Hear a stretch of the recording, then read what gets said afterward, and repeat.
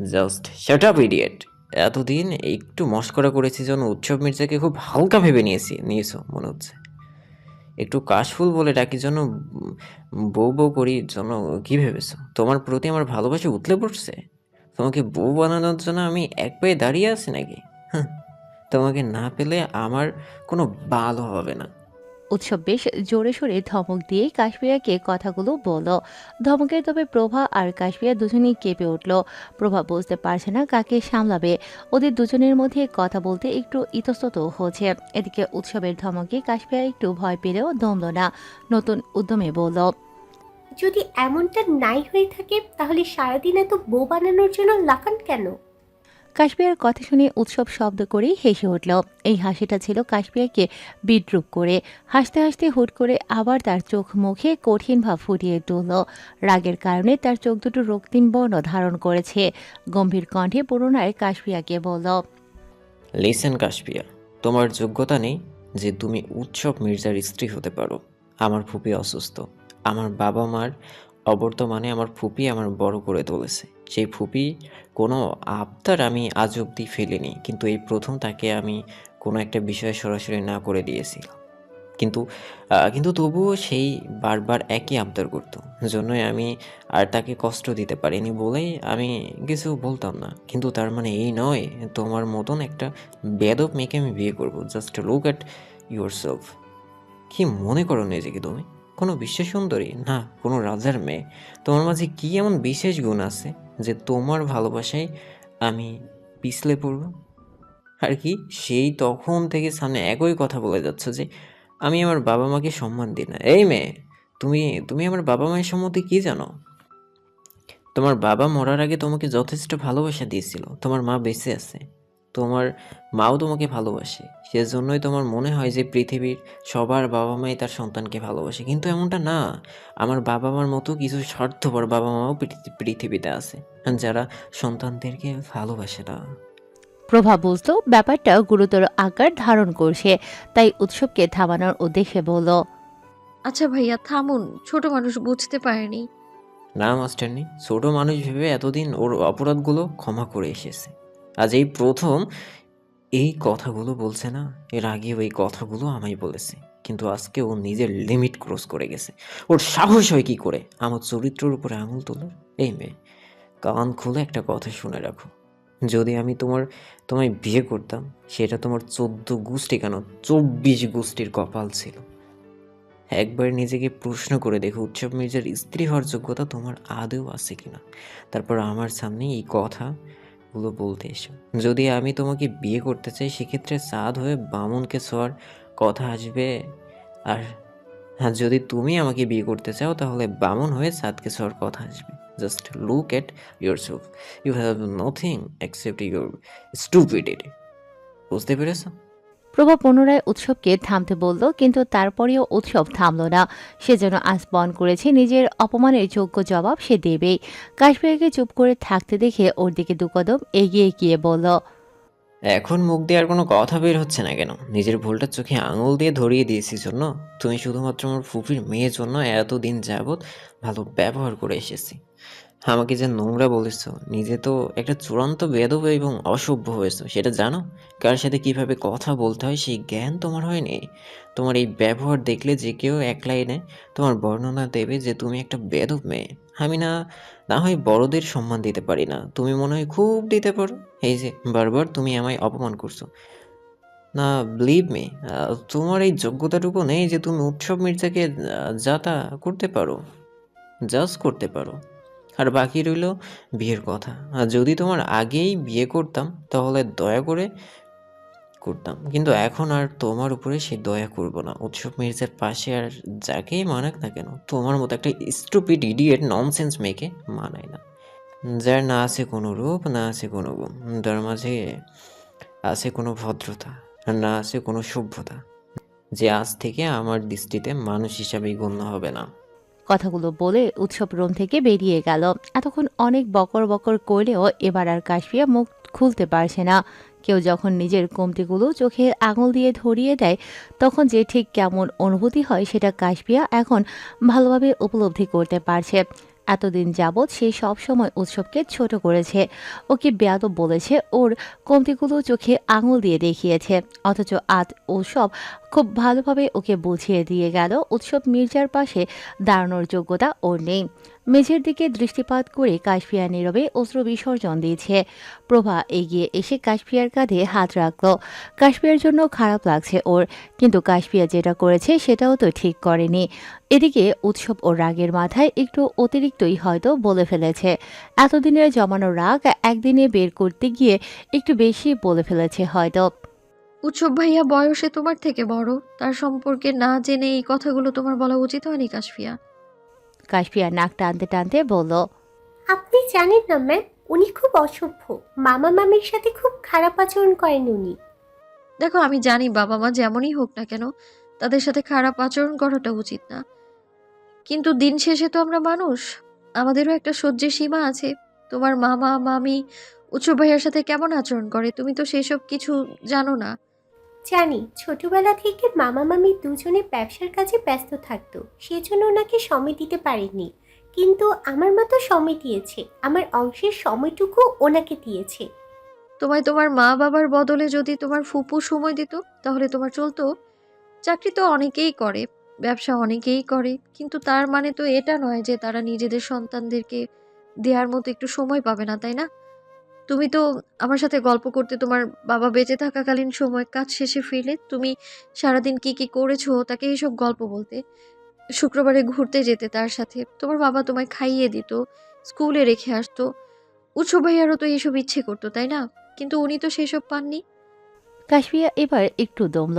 প্রভা ওর মাথায় আদরে হাত বুলিয়ে দিয়ে বলল, তুমি অনেক ছোট, ওর জীবনের কষ্ট বোঝার মতো বয়স হয়তো তোমার এখনো ঠিকঠাক হয়নি। তুমি বাবা মায়ের থেকে ভালোবাসা পেয়েছো, সেই জন্যে বাবা মায়ের ভালোবাসা না পেলে ঠিক কেমন অনুভূতি হয় সেটা তুমি বুঝবে না। উৎসব ভাইয়ার কথা বাদ দাও, তুমি একবার আমার দিকে তাকিয়ে দেখো। আমার মা আমার জন্মের সময় মারা গেছে, আর আমি জানি আমার বাবা ইচ্ছাকৃতভাবে আমার হসপিটালে ফেলে রেখে গেছেন। এসব জানার পরেও কি আমি আমার বাবাকে ভালোবাসতে পারবো? আমার মায়ের প্রতি আমার একটাই অভিযোগ, কেন আমায় জন্ম দিতে গেল? আর আমার বাবার প্রতি আমার অভিযোগের শেষ নেই, তিনি চাইলেই আমায় একটা স্বাভাবিক জীবন দিতে পারতেন, কিন্তু দেননি। কাশফিয়া ছলছল দৃষ্টিতে প্রভার দিকে তাকিয়ে বলল, কিন্তু মামা মামি তো আর ওনাকে একা ফেলে রেখে চলে যাননি। কখনো কিন্তু সঙ্গও দেননি। তোমার বাবা মার সাথে মন খুলে কথা বলতে ইচ্ছে করছে, কিন্তু তুমি যখন তাদের কাছে গেলে তখন দেখলে তারা ব্যস্ত, তাদের কাছে তোমার জন্য কোনো সময়ই নেই। তোমার একটু তোমার মায়ের হাতের রান্না খেতে ইচ্ছে করলো, কিন্তু তোমার মায়ের হাতে সেটারও সময় নেই। স্কুলের মিটিংয়ে তোমার বাবা মাকে ডাকা হলো, কিন্তু সেখানেও তাদের যাওয়ার সময় নেই।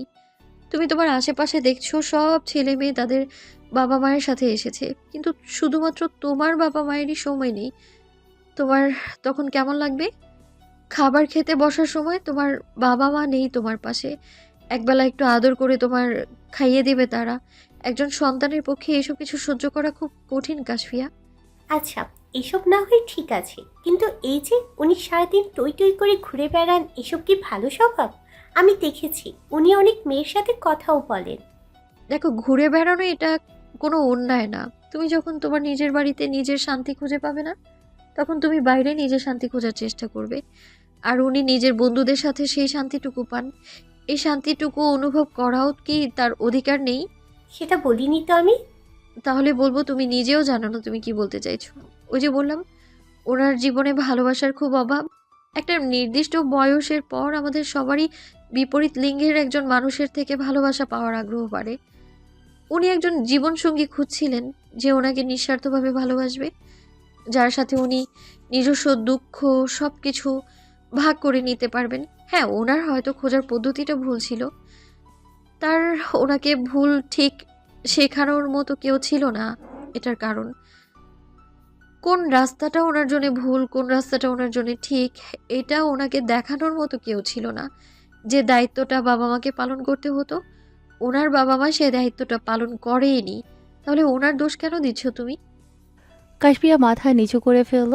উৎসব যেমন কাশফিয়াকে নিজের কমতিগুলো চোখে আঙুল দিয়ে দেখিয়ে দিয়ে গেল, ঠিক তেমনই প্রভাও যেন আজকে কাশফিয়ার ভুলগুলো ওকে চোখে আঙুল দিয়ে ধরিয়ে দিচ্ছে। প্রভা পুনরায় বলল, এই যে তুমি ওনার নামে এত অভিযোগ করো, কখনো ওনাকে শুধরানোর চেষ্টা করেছিলে? তুমি যখন বুঝতে পারছো যে এই জিনিসটা ভুল, তাহলে কি কখনো ওনাকে গিয়ে একটু শান্ত কণ্ঠে বুঝিয়ে বলেছিলে যে এই জিনিসটা করবে না, এটা ভুল? বলনি তো। সেজন্য উনি নিজেকে শুধরাতেও পারেনি। জানো তো, আমি একদিন ওনাকে বুঝিয়ে বলেছিলাম। উনি তারপর থেকে নিজের এই ভুলটা শুধরে নিয়েছেন। আমি তো ওনার নিজের কেউ না, তারপরেও আমি শুধু একটা বার ওনাকে ওনার ভুলটা ধরিয়ে দিয়েছিলাম, আর উনি নিজেকে শুধরে নিয়েছেন। তাহলে একবার ভেবে দেখো তো, ওনার আপন মানুষগুলো যদি ওনাকে শুধরানোর চেষ্টা করে, তাহলে কি উনি শুধরে যেতেন না? কাশপিয়া এবার শব্দ করেই কেঁদে উঠল। সত্যি তো, ও কখনোই চেষ্টা করেনি। ওর মা সবসময় চেষ্টা করেছে উৎসবকে ঠিক পথে আনার জন্য। সেজন্য উৎসবও তাকে ভীষণ ভালোবাসে, আর সেই জন্য তার চোখে উৎসব এতটা ভালো। উনি নিজ হাতে মানুষ করেছেন উৎসবকে। উনি জানেন ছেলেটার মধ্যে কি কি ভালো গুণ আছে। কাশপিয়া অপরাধী কণ্ঠে প্রভাকে বলল, আম সরি ম্যাম, আসলে আমার সামনে সবসময় ওনার খারাপ দিকগুলো এসেছে, আমি সেগুলো দেখে ওনাকে বিচার করেছি। আমি ভাবতেও পারিনি যে এমন কোনো ব্যাপারও আছে। প্রভা স্মিত হেসে বলল, উনি না মানুষটা খুব ভালো কাশফিয়া। ওনার ভেতরটা যন্ত্রণায় ভরা। উনি মানুষটা সবসময় হাসি খুশি থাকতে চান, কিন্তু ওনার জীবনে হাসির কারণগুলো খুব অল্প। ওনার মনটা খুব পরিষ্কার। উনি যাকে ভালোবাসে তার জন্য জীবনটা পর্যন্ত দিয়ে দিতে পারে সে। বলতে পারো, ওনার থেকে আমি নিঃস্বার্থ বন্ধুত্বের সংজ্ঞা শিখেছি, যে নিজের বোনের আগে নিজের বন্ধুকে প্রাধান্য দেয়। ওনার থেকে ভালো মানুষ এই পৃথিবীতে আর আছে কিনা জানি না আমি, তবে ওনার মতো মানুষ এই পৃথিবীতে আর নেই। ওনাকে আজ খুব কষ্ট দিয়ে ফেলে তুমি, নিজের অজান্তেই ওনার দুর্বল জায়গায় আঘাত করলে।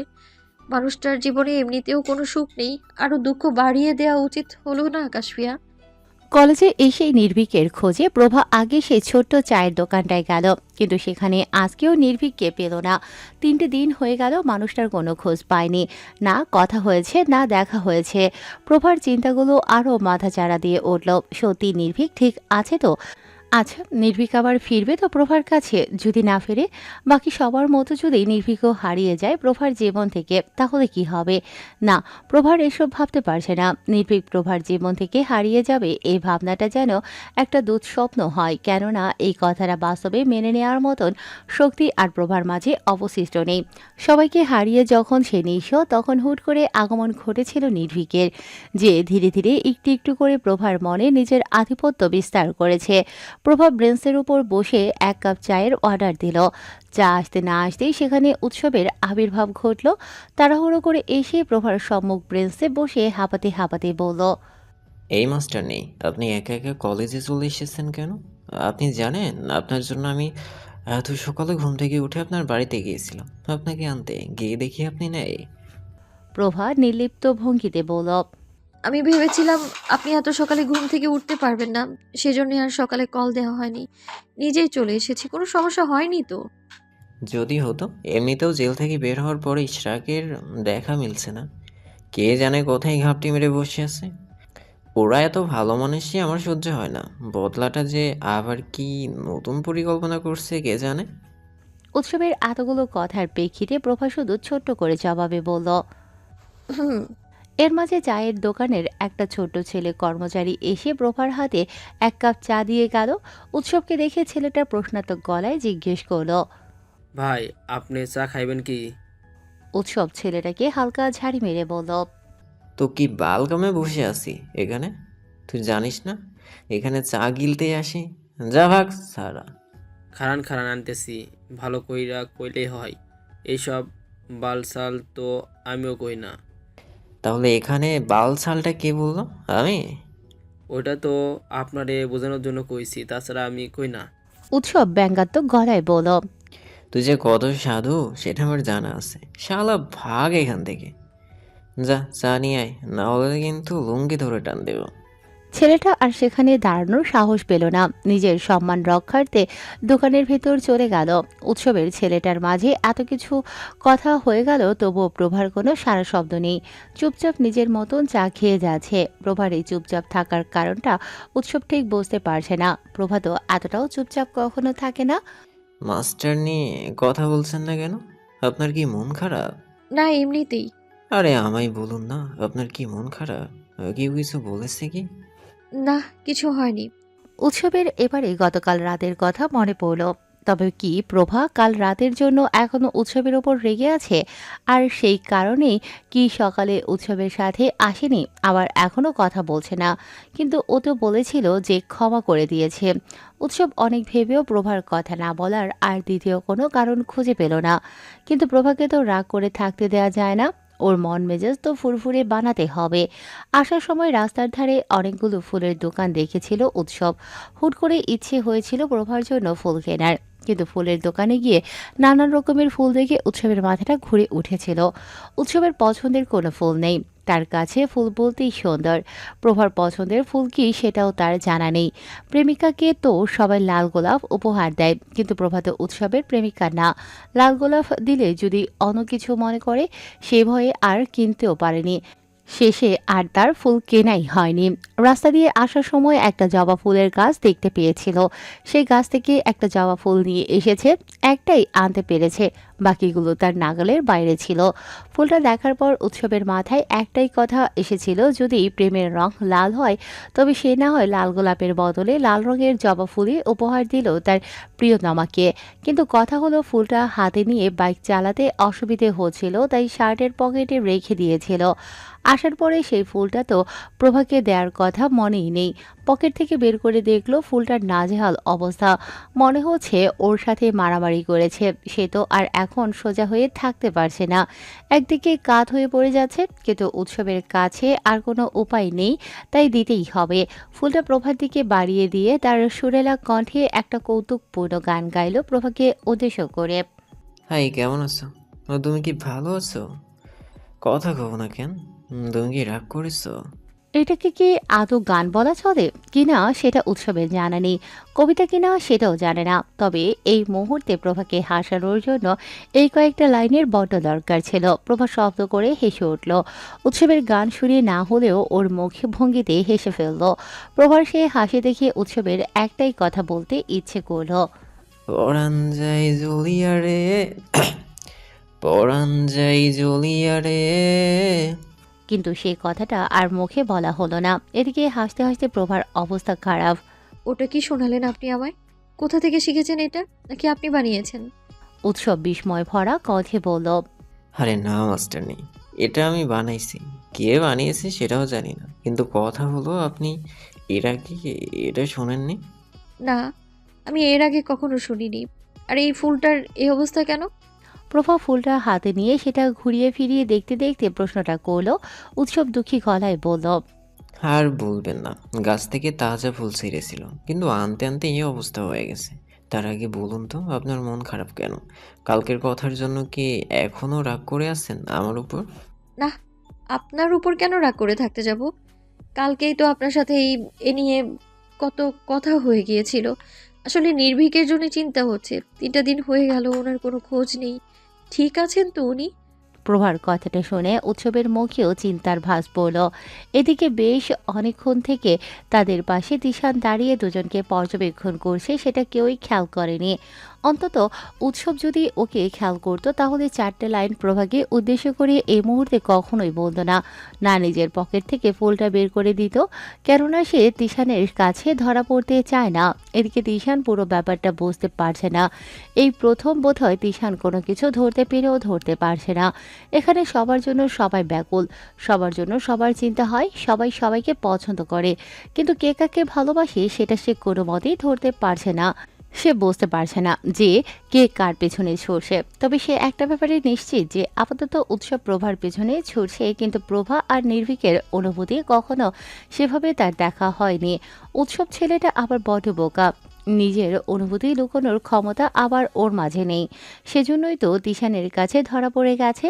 কিন্তু প্রভা আর নির্ভীক এক্ষেত্রে বড্ড চালাকি করছে, সেজন্য দিশান ওদেরটা ধরতে পারছে না। আর ঠিক সেই কারণেও মনের মাঝে এত প্রশ্ন তৈরি হয়েছে। ওদের দুজনের ভাবনার মাঝে দিশান এসে উৎসবের পাশে বসলো, কাঁধের উপর হাত রেখে বলল। কি হয়া, আজকাল আর তোমায় দেখাই যায় না, ভুলে গেলে নাকি আমাদের বড় লোকের বাচ্চা? তোরবাল, রাখো তো তোমার বড় লোকের বাচ্চা। উৎসব আরো কিছু বলতে নেবে তার আগেই প্রভা চোখ রাঙিয়ে বলল। গতকাল রাতে কিন্তু আপনি আমায় কথা দিয়েছিলেন যে এসব ভাষা আর ব্যবহার করবেন না। উৎসব অপরাধী কণ্ঠে বলল। ও সরি মাস্টারনি, ভুল হয়ে গেছে। আসলে মারা খাওয়া প্রাণীর সাথে ঠিকঠাক ভাষায় কথা বললে ঠিক জমে ওঠে না ব্যাপারটা। শুধুমাত্র এর সাথে একটু একটু বলবো, আচ্ছা? প্রভা একটা দীর্ঘশ্বাস ছেড়ে উঠে দাঁড়িয়ে বলল, যেভাবে স্বাচ্ছন্দ্য বোধ করেন সেভাবেই কথা বলুন, শুধু আমার সামনে না বলেই হলো। ভাই, আমার একটা ক্লাস আছে, আমি আসছি, কেমন? তিশান মাথা নাড়িয়ে সায় জানাতেই প্রভা চলে গেল। আজকাল দেখছি প্রভার কথা বেশ শোনা হচ্ছে। তুমি আর মাস্টারনি কি একা নাকি? উনি মেয়ে আর আমি ছেলে। বাহ ভাইয়া বাহ। আমরা বললে তো শোনো না। এই সামান্য পার্থক্যের জন্য মাস্টারনি তোমার উপর এত বড় প্রভাব ফেলতে পারে না। না, ব্যাপারটা আমার ঠিক লাগছে না। কেমন যেন একটা সন্দেহ সন্দেহ গন্ধ পাচ্ছি। তিশানের কথা শুনে উৎসব একটু ঘাবড়ালো, তবে খুব তাড়াতাড়ি নিজেকে স্বাভাবিক করার চেষ্টা করে বলল, ধর, তুমি থামো তো। চা খাবে? স্পেশাল মালাই চা খাওয়াচ্ছি, সাথে দুটো বিস্কুট খাওয়াবো। তাও তুমি নিজের মুখটা বন্ধ রাখো। তিশান হো হো করে হেসে উঠে বলল, সে তো তুমি এমনিতেই রোজ খাওয়াও। অন্য কিছু দাও তো ভাইয়া, তাহলে মুখটা বন্ধ রাখবো। কি দেবো? যা বলবে সেটা দেবো। তাও তুমি নিজের মুখটা বন্ধ রাখো। তিশান একটা দীর্ঘশ্বাস ফেলে উৎসবের কাঁধে মাথাটা এলিয়ে নিয়ে বলল, একটু শান্তি এনে দিতে পারবে? একটু স্বস্তি, একটু আনন্দ, একটু চিন্তাবিহীন জীবন, পারিবারিক শান্তি, সবার অপমান থেকে মুক্তি, কটু কথা থেকে মুক্তি পারবে এনে দিতে? উৎসব বিরক্তি ভরা কণ্ঠে বলল, ও ভাই, ওই বালগুলো তো আমারই লাগবে। তুমি যদি পাও তাহলে আমায় একটু ভাগ দিও।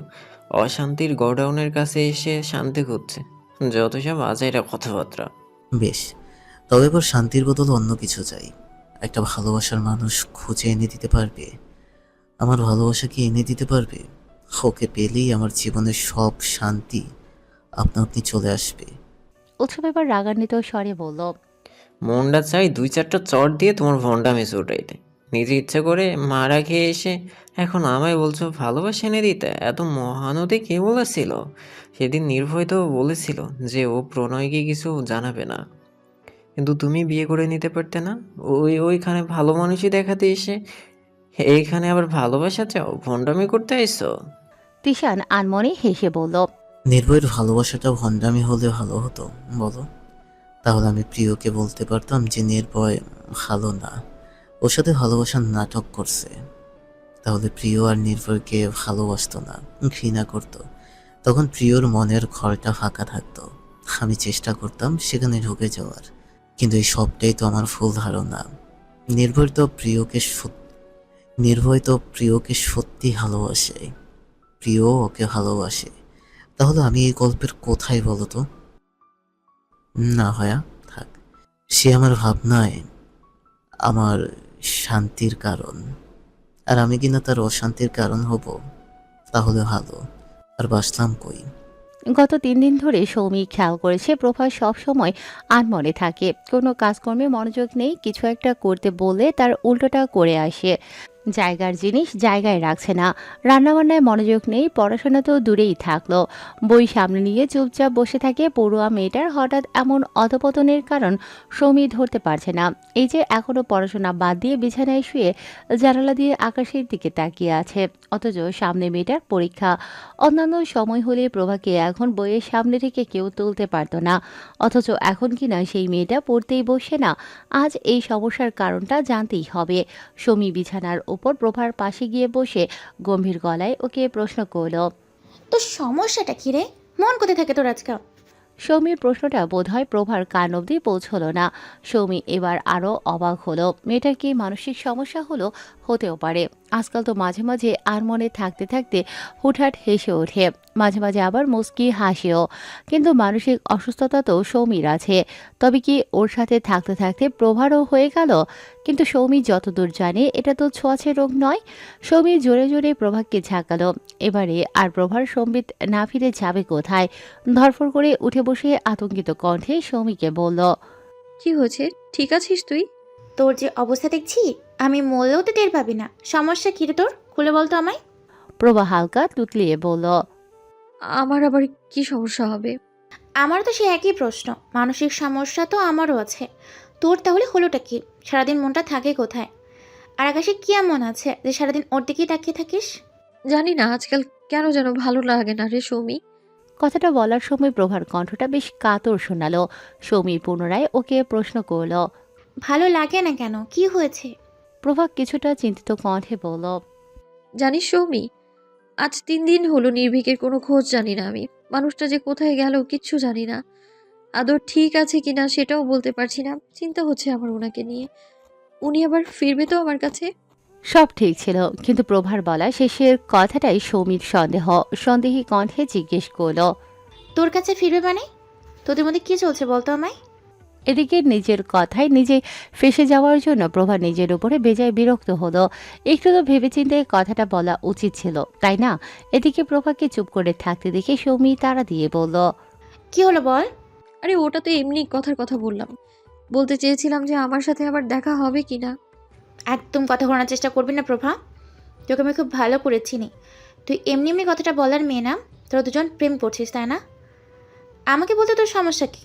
সৌমিকে বলতেই প্রভার সমস্যা নেই, কিন্তু কথা হলো সৌমিক কথাটা জেনে গেলে সবসময় কথায় কথায় এই একটা প্রসঙ্গ এনে খোঁচাবে। সেজন্য আপাতত বলতে চাইছে না। আর তাছাড়া ওর আর নির্ভীকের মাঝে তো এখনও সবটা ঠিকঠাক হয়নি। নির্ভীক তো এখন ওকে নিজের মনের কথাটা বলেনি। যদিও প্রভা আকারে ইঙ্গিতে অনেক কিছুই বলে ফেলে, কিন্তু নির্ভীক কখনো তেমনটা করে না। মানুষটা শুধু শুনেও যায়, কিন্তু কিছুই বলে না। সেখানে এখনই সৌমিকে কি বলবে যে একে অপরকে ভালোবাসে, কিন্তু আদৌ এই কথাটার সত্যতা কতটুকু সেটা তো প্রভার নিজেরই জানা নেই। ভালোবাসাটা একপাক্ষিক, এটা বলতেও প্রভার বেশ কষ্ট হবে। এদিকে সৌমি প্রভাকে এমনভাবে ধরল যে না বলে আর কোনো উপায় নেই। অবশেষে হার মেনে প্রভাকে বলতেই হলো। হ্যাঁ, আমি ওনাকে ভালোবাসি, কিন্তু উনি... প্রভার কথা শুনে সৌমি উচ্ছ্বসিত কণ্ঠে বলল। কি বলছিস কি প্রভা? তার মানে নির্ভীক ভাই আমার দুলা ভাই? ওয়াও! জানিস আমি ভাবতেই পারছি না নির্ভীক ভাই আমার দুলা ভাই হবে। তোদের দুজনকে একসাথে দারুণ মানাবে রে। এই তোরা কবে বিয়ে করবি রে? কখন নিজের কারো বিয়েতে আনন্দ করতে পারিনি? আরে নিজের কেন কখনো কারোর বিয়েতেই যাওয়া হয়নি? তোরা তাড়াতাড়ি বিয়েটা কর না। সৌমির কথাবার্তা শুনে প্রভা বিস্ময় ভরা কণ্ঠে বলল। পাগল হলি? তোকে তো বললামই যে আমি ওনাকে ভালোবাসি। উনি আমায় ভালোবাসে কিনা আমি জানি না। সৌমি আত্মবিশ্বাসের সাথে বলল। আরে ভালো না বেশে যাবে কোথায়? ভালো না বাসলে জোর করে ভালোবাসাবো? তোর কখনো মনে হয়নি যে উনি তোকে ভালোবাসে?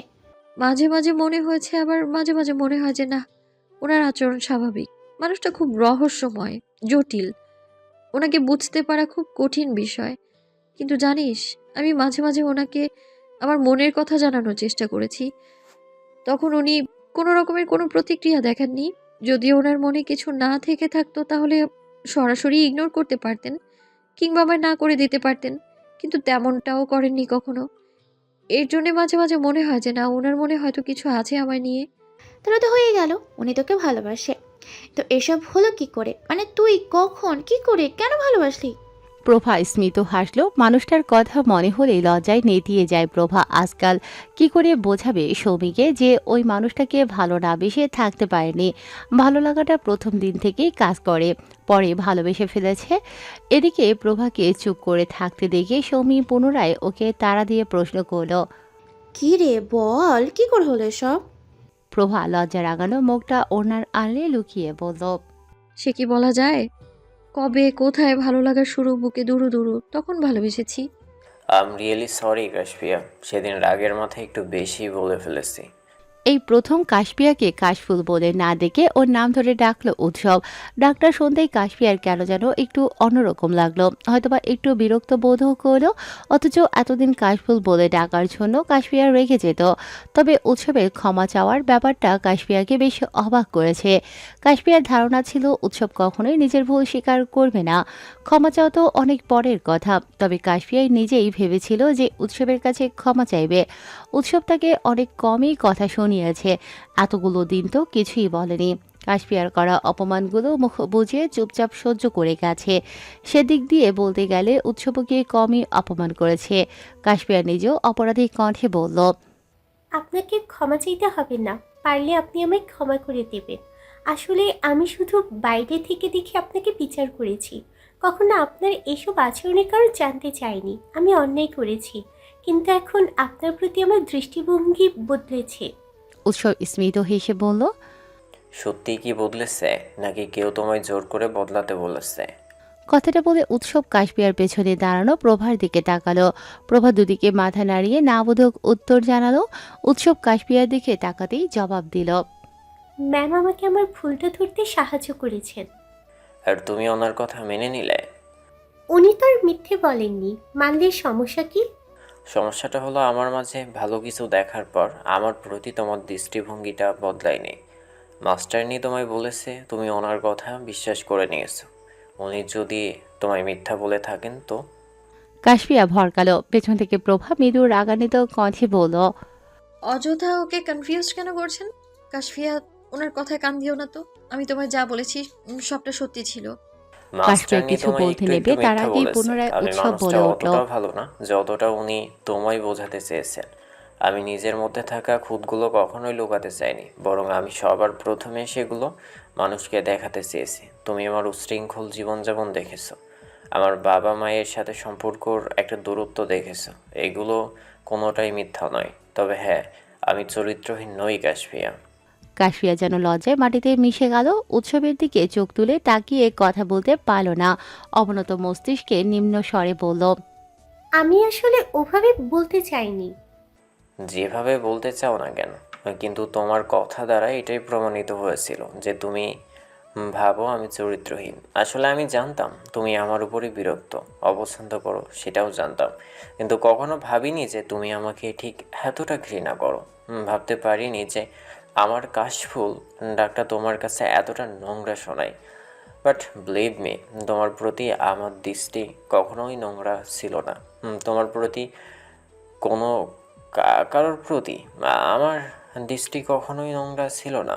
তুমি তো আমি তো তোমার সাথে শুধু মজা করেছি। তুমি বয়সে আমার থেকে অনেকটা ছোট। তোমাকে বিয়ে করার কথা আমি কখনো ভাবিনি।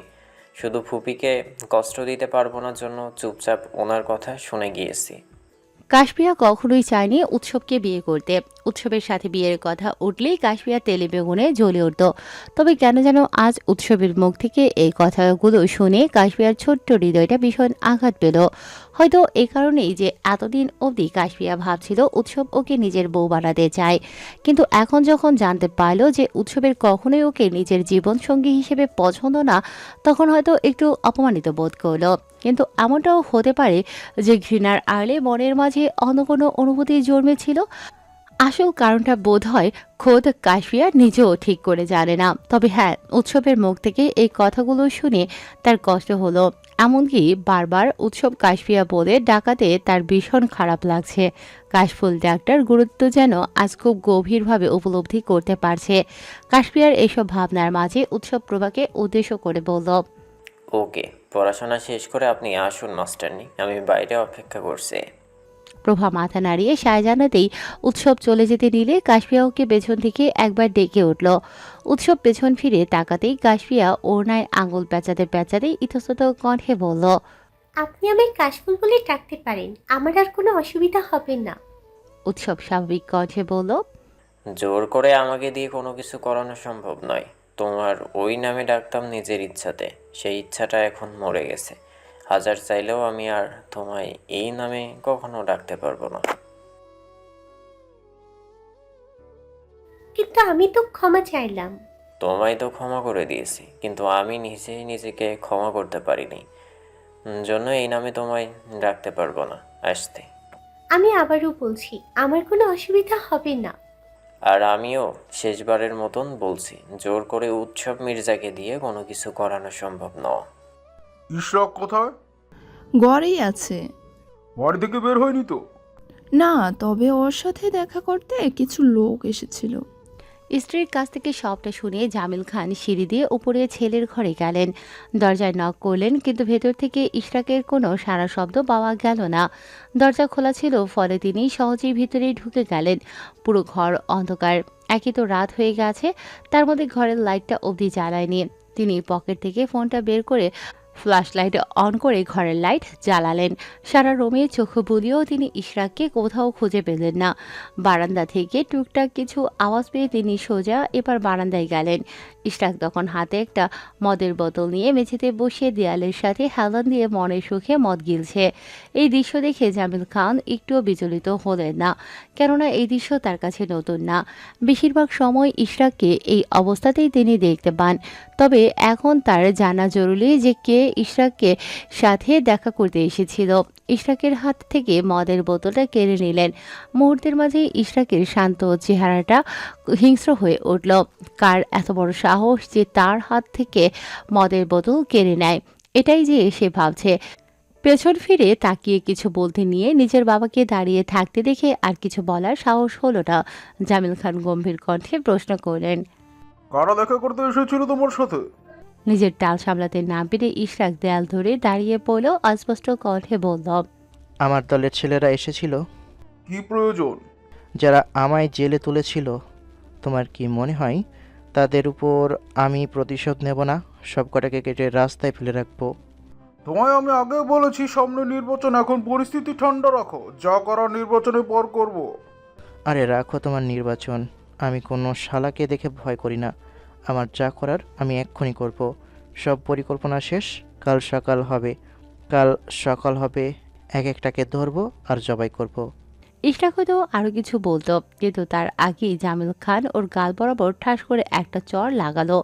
ইশরাক বিস্ময় ভরা কণ্ঠে বলল, আমায় মারলে কেন? আমার ভাই এখন জুতো থাকলে সেই জুতো দিয়ে তোমায় পিটাতাম। নির্বাচনের আগে সব ঝামেলা করে কি চাইছো কি যেন আমি নির্বাচনে হেরে যাই? তারপর কার ক্ষমতার জোরে এসব মস্তানি করবে? তোমার এসব কীর্তিকলাপ যদি প্রকাশ পায় তাহলে একবার ভেবে দেখেছো কি হবে, কি অবস্থা হবে?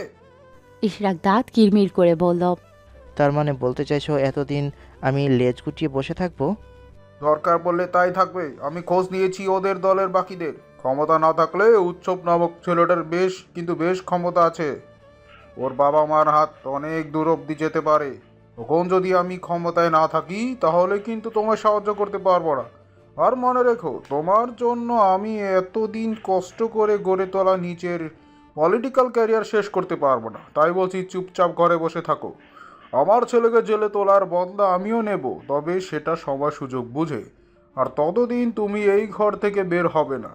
তোমার যা প্রয়োজন সব এই ঘরে চলে আসবে। আর তোমার ফোন কোথায়? তোমার ফোনও তো আমার কাছে থাকবে। আমি আর কাজের লোক ব্যতীত তোমার ঘরে কেউ প্রবেশ করবে না, এমনকি তোমার মাও না। বুঝতে পেরেছো আমার কথা? অগত্যা কোনো উপায় না পেয়ে ইশরাককে সম্মতি জানাতে হলো। জামিল খান হাতের মদের বোতলটা ইশরাককে দিয়ে যাওয়ার সময় বিছানার ওপর থেকে ফোনটা নিয়ে বাহির থেকে দরজা বন্ধ করে চলে গেলেন। ইশরাক আবারও মেঝেতে দেয়ালে হেলান দিয়ে বসে পড়ল। কি যেন একটা ভেবে শব্দ করে হেসে উঠল, যাকে বলে পৈশাচিক হাসি। আমার হাত থেকে তোমার রেহাই নেই সুন্দরী, আর না রেহাই পাবে তোমার ওই প্রেমিক আর তোমার বন্ধুরা। আপনি মন থেকে কাশফিয়াকে ক্ষমা করেননি, তাই না? প্রভার প্রশ্ন শুনে উৎসব হেসে বলল, আমি ক্ষমা না করলেও কিছু আটকে থাকবে না। আপনি আগে চা দিন, আর বাড়িতে যদি কিছু নাস্তা থাকে তাহলে সেটাও দিন। রাক্ষসের মতো ক্ষুধা লেগেছে আমার। প্রভা হাতের নাস্তার ট্রেটা উৎসবের সামনে রেখে সন্ধির কণ্ঠে প্রশ্ন করল, আপনি দুপুরে কিছু খাননি, তাই না? সকালেও খাইনি। ডায়েট করছেন? ওসব তো মেয়েরা করে, বয়ফ্রেন্ডের সামনে সুন্দর দেখানোর জন্য। আমি কি মেয়ে নাকি? কথা না ঘুরিয়ে বলুন, খাননি কেন? ঝামেলা করে এসেছি আব্বু আম্মুর সাথে। কেন? উৎসব একটা হতাশার শ্বাস ফেলে বলল, কয়েক মাস পর উষার বিয়ে হয়ে যাবে। মেয়েটার মন খারাপ, তো ভাবলাম সবাই মিলে একটু কোথাও থেকে ঘুরে আসলে ওর মনটা ভালো হবে। জানেন মাস্টার নেই, অনেক বছর হলো আমরা সবাই একসাথে কোথাও ঘুরতে চাই না। তারপর? তারপর আর কি, মিস্টার সাইফুল মির্জা আর মিসেস রুবাইদা মির্জাকে বললাম ঘুরতে যাওয়ার কথা। তারা আমাকে তাদের ব্যস্ত শিডিউলের কথা জানালো।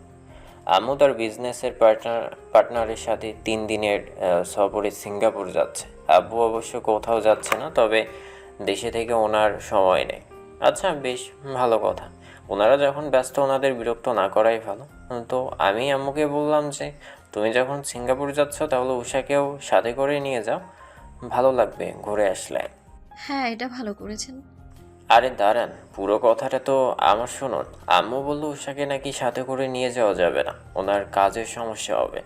আমি যখন কি সমস্যা হবে জানতে চাইলাম, তখন তিনি এত বড় বিজনেসের ওয়েস্টম্যান হয়ে আমায় কোনো যুক্তি দিতে পারলেন না। তারপর আর কি ঝামেলা করে না খেয়ে বাড়ি থেকে বেরিয়ে এসেছি। আপনি রাতের খাবার খেয়ে যাবেন এখান থেকে, কেমন? আপনি খাওয়াবেন আমায়? প্রভা মৃদু রাগী কণ্ঠে বলল। কেন খাওয়াতে পারি না আমি? না, তা পারেন। তবে আপনার ঝামেলা বাড়ানো কি ঠিক হবে? আপনি সবসময় অতিরিক্ত বোঝেন। আপনাকে বলেছি না আপনি আমার খুব ভালো একজন বন্ধু। এই কয়দিনে কিন্তু আপনার সাথে আমার বন্ধুত্বটা বেশ জমেছে। আপনাকে কিন্তু এখন আমি সব কথাই বলতে পারি। উৎসবের খাওয়ার মাঝে বাধা পড়ল। চায়ের কাপ থেকে বিস্কিটটা উঠিয়ে প্রভার দিকে তাকিয়ে জিজ্ঞেস করল। আমি আপনার বন্ধু, তাই না? হ্যাঁ, সন্দেহ আছে? না, সেটা বলিনি। আমি আপনার বন্ধু, তাই না? হ্যাঁ রে বাবা, আপনি আমার বন্ধু। উৎসব কিছু একটা ভাবল। হাতের বিস্কিট আর খাওয়া হলো না, সেটা পাশে রেখে দিয়ে ও প্রভাকে বলল। আপনাকে একটা কথা বলার আছে। হ্যাঁ বলুন। উৎসব বলতে নিয়েও থেমে গেল, কি যেন একটা ভেবে বলল। না থাক, আপনাকে আগে বলবো না। আমার জীবনের সবচেয়ে গুরুত্বপূর্ণ কথা আগে আমি আমার ভাইকে বলি। আগে ওকে বলি, তারপর আপনাকে বলবো, কেমন? প্রভা হালকা হেসে বলল। বেশ তাই করবেন। আমারও না আপনাকে কিছু একটা বলার ছিল। আপনি তো এখন আমার অনেক ভালো বন্ধু। আপনাকে আমি নিজের সব কথাই বলতে পারি। মনে হচ্ছে এই কথাটা আপনাকে বলা জরুরি। হ্যাঁ বলুন, তাড়াতাড়ি বলুন, নিশ্চয় আমাকে বলা জরুরি। উৎসবের এমন উৎসাহ দেখিয়ে প্রভা হেসে ফেলল, তবে বুঝতে পারছে না এই কথাটা উৎসবকে বলা ঠিক হবে কিনা। অনেকক্ষণ ভাবলো, ভাবার পর ঠিক করলো না, এই কথাটা আগে উৎসবকে বলবে না। যার জন্য অনুভূতিটা জন্মেছে তাকেই আগে এই কথাটা বলা উচিত। না থাক, আমিও বরং আগে আমার জীবনের একজন বিশেষ মানুষকে এই কথাটা বলবো। তবে প্রমিস করছি তারপরে আপনাকে বলে দেব। উৎসব মন খারাপের ভঙ্গিতে বলল। এখন কি কোনো মতেই বলা যায় না? না। উৎসব আর জোর করল না, প্রভার কথায় সম্মতি জানিয়ে বলল। বেশ, তবে আপনি যা চাইছেন তাই হবে। আমাদের দুজনেরই দুটো কথা তোলা রইল, দুজনকে বলার জন্য। ঠিক সময় মতো দুজনকে বলে দিব। আজকের রাতটা মোটেও পূর্ণিমার রাত না, বাইরে নিকোষ কালো অন্ধকার, কেমন যেন একটা ভ্যাবসা গরমও পড়েছে। গাছের পাতাগুলো একটুও নড়ছে না। এই গরমের মাঝেও প্রভা রুমে ফ্যানের নিচে গিয়ে না বসে বারান্দায় দাঁড়িয়ে আছে। প্রভা ঠিক করেছে নির্ভীকের সাথে এবার দেখা হলে ওকে নিজের মনের কথাটা জানিয়ে দেবে। কিন্তু আদৌ কি প্রভা জানাতে পারবে? নির্ভীকের সামনে গেলেই তো মুখ দিয়ে কথা বেরোতে চায় না, হৃস্পন্দন বেড়ে যায়। নির্ভীকের চোখে চোখ পড়লে তো প্রভার হৃদয়টা থমকে যায়। হাসি দেখলে প্রভার গোটা দুনিয়া থেমে যায়। সেখানে মানুষটাকে নিজের মনের কথাগুলো বলবে কি করে? প্রভার মনে হচ্ছে এখন তার প্রেমের বার্তা নির্ভীকের কাছে পৌঁছানোর জন্য কোনো বিশেষ বাহন দরকার ছিল। কেননা তার মতো ভীতু মেয়ের পক্ষে নির্ভীককে নিজের মনের কথাটা হয়তো সরাসরি জানানো সম্ভব না। প্রভার ইচ্ছে করছে এখন নির্ভীকের ঠিকানায় একটা চিঠি লিখতে, কিন্তু সেই চিঠিতে লিখবে কি? কথাগুলো ভাবতেই প্রভা নিজেই লজ্জায় কুঁকড়ে গেল। কিছু একটা ভেবে ফোনটা হাতে নিয়ে নির্ভীকের নাম্বারে কল করলো। ফোনটা এখনো বন্ধ দেখাচ্ছে। কে জানে মানুষটা কোথায় আছে, কি করছে। আচ্ছা, এই মানুষটারও কি প্রভার কথা মনে পড়ছে? প্রভার ইচ্ছে করছে এক ছুটে নির্ভীকের কাছে চলে যেতে, কিন্তু ওই মানুষটা কোথায় আছে সেটা তো প্রভা জানে না। তার ঠিকানায় যে কোনো চিঠি লিখবে তারও কোনো উপায় নেই। অনেকদিন পর প্রভার আজ কিছু গাইতে ইচ্ছে করছে। ফোনের গ্যালারি থেকে নির্ভীকের একটা ছবি বের করলো। অনেক কষ্টে লুকিয়ে নির্ভীকের এই ছবিটা তুলেছিল। তবে কিভাবে যেন ক্যামেরায় নির্ভীকের হাস্যোজ্জ্বল মুখটাই বন্দী হয়ে যায়। যে হাসি দেখে প্রথম বারবার মুগ্ধ হয়। মুগ্ধ নয়নে সেই ছবিটার দিকেই তাকিয়ে গান গাইল। অনেক চেষ্টা করেও নির্ভীক নেটওয়ার্কের দেখা পেল না।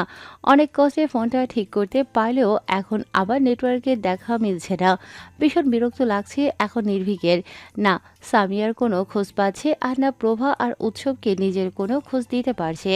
ওরা আদর ঠিক আছে কি না সেটাও তো বুঝতে পারছে না। বিরক্ত হয়ে সে ফোনটাই ছুঁড়ে মারল। কোনো একজনের শূন্যতা নির্ভীককে ভীষণ পড়াচ্ছে। তার মতন শান্ত মানুষটাকেও অস্থির করে তুলেছে।